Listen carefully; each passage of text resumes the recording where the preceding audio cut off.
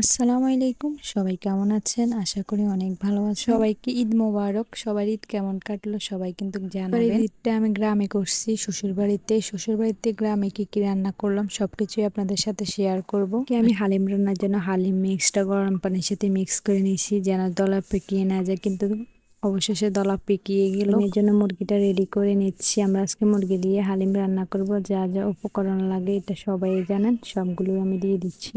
মাটির চুলায় কিন্তু আমরা হালিমটাও রান্না করব। আর মাটির চুলার স্বাদ কিন্তু অন্যরকম, যারা খেয়েছেন তারা জানেন চুলে রান্না করলে অন্যরকম মজা লাগে। এই যে আমরা মুরগিগুলো রান্না করে নিচ্ছি, আর এদিকে হালিমের মশলা যেটা ওটা দিয়ে দিচ্ছি।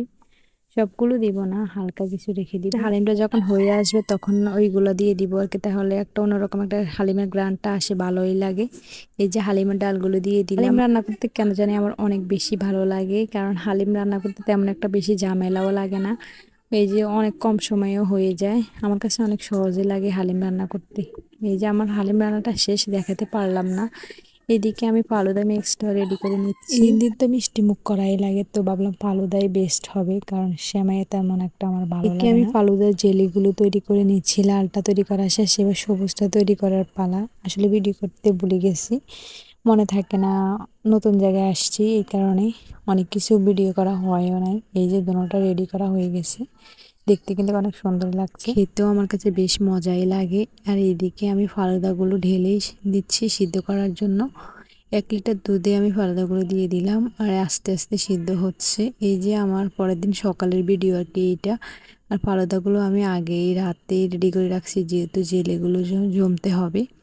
একে একে সবগুলো আমি কিউব করে কেটে নিচ্ছি, আর কাটতে কিন্তু অনেক ভালো লাগছে আমার। এই যে আমি সবগুলো দিয়ে দিলাম।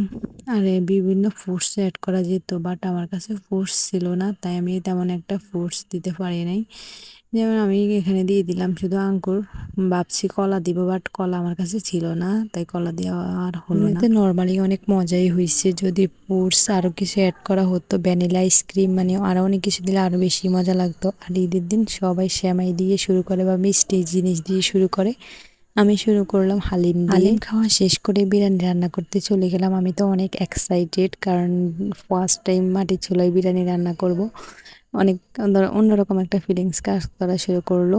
তো এই যে শুরু করলাম, সব একে একে সব মশলাপাতি দেওয়া শুরু করলাম। ভয়ও কাজ করছিল, কেমন জানি হয় বিরিয়ানি খেতে মজা হবে নি, সবার কাছে কেমন লাগবে, মানে এরকম একটা আর কি চিন্তাধারা। তো মোটামুটি আলহামদুলিল্লাহ, আপনারা দেখতে থাকেন তাহলে দেখবেন কেমন হয়েছে।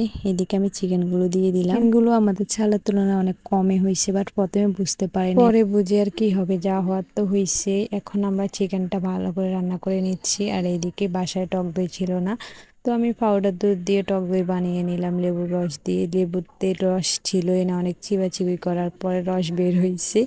এইদিকে আমি চিকেনের সাথে টক দইটা ভালো করে মিক্স করে নিচ্ছি। এই যে বিরিয়ানির জন্য মুরগি রান্না হয়ে গেছে, এখন আমরা বিরিয়ানির জন্য চালটা ভেজে নিব আর কি। এইদিকে আমরা পরিমাণ মতো তেল দিয়ে দিলাম, আর পেঁয়াজ দিয়ে দিলাম। পেঁয়াজগুলো ভালো করে বেরেস্তা করে নিতে হবে। এই যে পেরেস্তার সাথে চালগুলো দেওয়া হয়েছে, আর চালগুলো ভালো করে ভেজে নিতে হবে। চাল যত ভালো ভাজবেন ততই বিরিয়ানি জর্জরা হবে। অনেকক্ষণ বাজছি, প্রায় 10 মিনিটের মতোই আমরা বাজছি। তারপরে পরিমাণ মতো পানি দিয়ে দিব। এই যে দেখেন মাটির চুলায় কিভাবে আগুন জ্বলে। এই যে পরিমাণ মতো পানি দেওয়া শেষ, এখন কাঁচামরিচগুলো দিয়ে একটা ডাকনা দিয়ে দিলাম দমে রাখার জন্য। দমে রাখার পরে এখানে চিকেনগুলো ঢেলে দিলাম, আর চিকেনগুলো ভালো করে বিরিয়ানির সাথে মিক্স করে নিচ্ছি। হয়ে গেল আমাদের চিকেন বিরিয়ানি। আর দেখতে কিন্তু মাশাআল্লাহ অনেক সুন্দর হয়েছে, কালার আর বিরিয়ানি একদম পারফেক্ট হয়েছে, জর্জরাও হয়েছে। টেস্টেও খারাপ হয় নাই, মোটামুটি ভালোই হয়েছে। সবাই ভালো থাকবেন, আল্লাহ হাফেজ।